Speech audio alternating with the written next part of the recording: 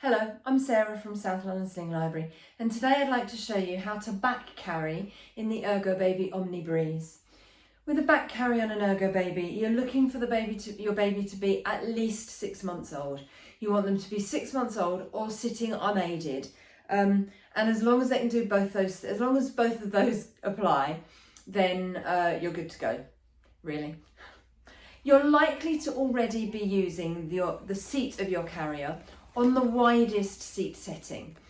So with the Velcro all the way out into the blue section on both sides. If you're not, you might want to consider whether or not you need to wait a little while until your baby is on the widest seat setting. If you're confident that they sit unaided, they can monitor their own airways, because obviously it's harder to see them when they're behind you, and you want to back carry them, if they're not on the largest they're not on the largest seat setting, then if that's a risk that you're happy to take, then that's fine. But those really are your safety considerations. It's about whether they can sit unaided and monitor their own airways, guard their own airways while they're on your back. So what you're going to do is you're going to start with that waistband.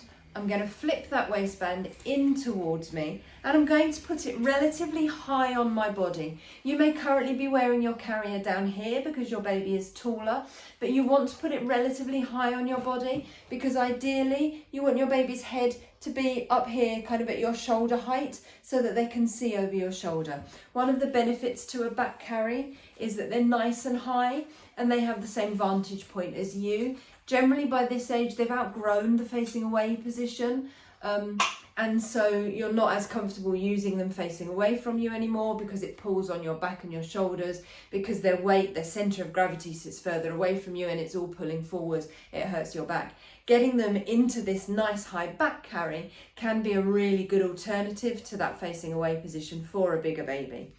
So I've clipped my waistband on and I'm just going to slide it round to my hip. I'm going round to my right hip, so if you want to follow me, then absolutely go ahead. If actually you prefer to go round to your left hip just because of your dominant handedness, it feels more natural to you to go left, that's absolutely fine. If you're doing the opposite to me, when I say right, think left, and when I say left, think right.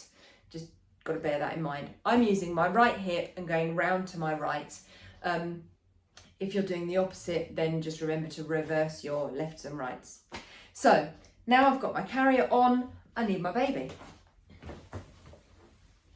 Oh, this is Sam. Sam is my biggest demo doll.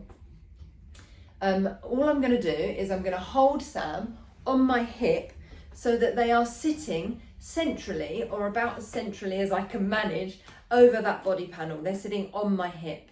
I'm then going to put a hand under that body panel and bring it up over Sam's back.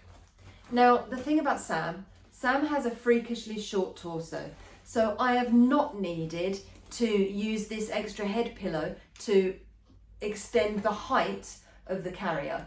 I am perfectly happy that the carrier comes up past Sam's armpits, and if Sam wanted to get their arm out over the top, they can. If your baby is a little bit taller than mine or just doesn't have a freakishly short torso, you might find that actually you need to unbutton that head pillow, stand it up and button it up onto the top button, which just extends the height of the body panel there.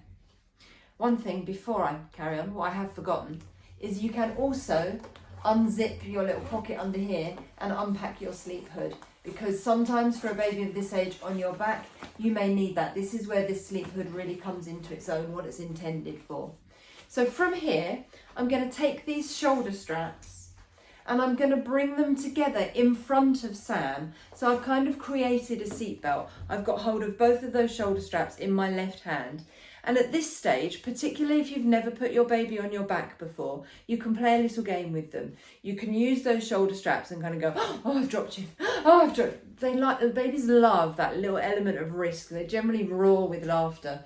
Often for a baby going into a back carry, moving round to your back is the best bit for them. They end up laughing, just because they like that little risk factor. They're little adrenaline junkies. From there, I'm going to take my right hand. My right hand is not going to go in this way, so it goes in through that strap. it's actually going palm up in between the two straps so that I can just put my right hand through this right hand shoulder strap. I haven't got the other shoulder strap too, and I can then start to bounce Sam round. As Sam comes behind me, basically my left hand is still holding these shoulder straps. The key to this is keeping tension on these shoulder straps. My left arm is not going to go any further round, so I'm now going to swap hands and I'm going to hold both those shoulder straps with my right hand and continue to bounce Sam round so they're directly behind me and my elbows in the air. I can now take my left hand and hold the left shoulder strap, separate the shoulder straps, the whole time keeping the tension on those shoulder straps, which is pulling Sam in towards my body. My right arm is already in that shoulder strap, so I'm going to get my left arm in here, and I'm still holding both of those shoulder straps. I can then get that chest clip done up. This is the clip that used to be the back clip. It's now a chest clip. And then to tighten, again, I'm still holding these shoulder straps. I'm going to find that webbing.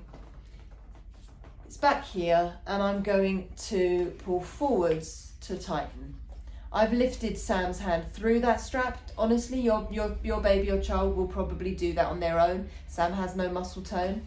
And I'm going to tighten that. As I tighten it, I can start to let go of that strap because it tightens against my body. I'm still holding this strap.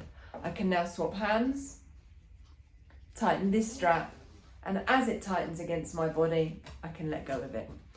If you need to move your chest clip up or down just for comfort levels, then do that, that's fine. You can also tighten and loosen it according to what you need. But there we go, we have a nice high back carry.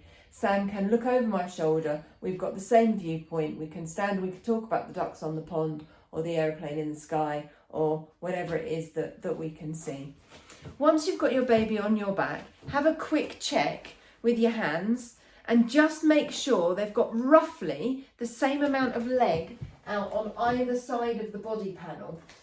Sam's got a little bit more leg out on this side than this side. Can you see? This foot's a bit lower than this one. So all I'm going to do is put my hand in under Sam's bottom. Sometimes bouncing helps. It kind of takes their weight off the sling. And then what I can do is bounce and move Sam along slightly. There we go. That's much better. We've now evened up. If your baby falls asleep when they're on your back and their head starts to flop out backwards, the first thing you want to do is put your hands in under their thighs and kind of lift their knees and get their bottom tucked under. Think a nice deep deck chair style seat rather than a bar stool perch. If you get their bottom tucked under, often their head will just come in towards your back. If it doesn't, that's where this sleep hood really comes on into its own. This is what it's designed for. So what you're going to do is get hold of one of those reach straps and pull it up behind you.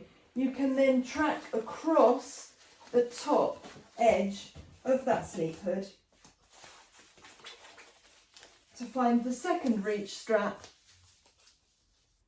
and then use that hood to bring your baby's head in towards your back, and you can then pop it onto the poppers, which are now in front of you, rather than, do you remember when you used to wear, when you were wearing the carrier on your front, these poppers were behind you and quite awkward to use? This is why.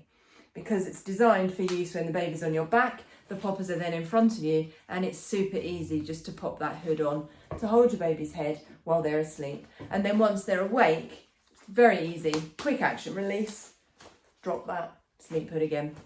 There you go.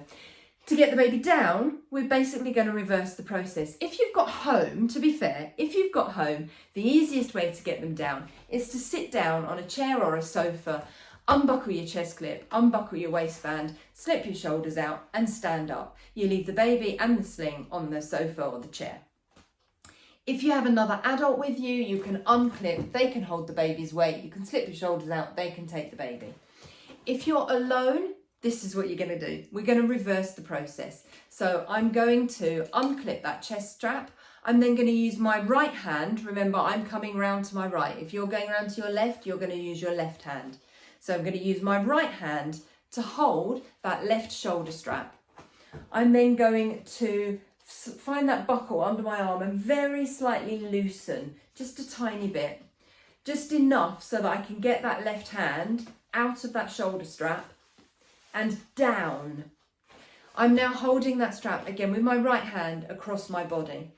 I can then take that right shoulder strap over my head, keep the tension on that strap. I'm picking up the right hand strap on my way past, and I'm gonna slightly loosen my waistband just to be able to bounce my baby round, hold them with my left hand, slide my right arm out, bring my right arm around, and then I can start to peel the carrier from the baby, like so. If that doesn't work for you, there's another way to do it, which involves putting the baby on your front, bringing your arms out, spinning around. So I'm going to link to that either up here or in the video in the description box down below, but the link is around here somewhere. So I'll show you that method as well. I hope that helps. If you'd like to borrow an ErgoBaby, or if you'd like to come for a consultation, you can find all of the details on our website at southlondonslings.co.uk. We do consultations both in person and online.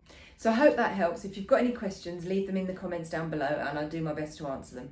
Thanks a lot. Bye.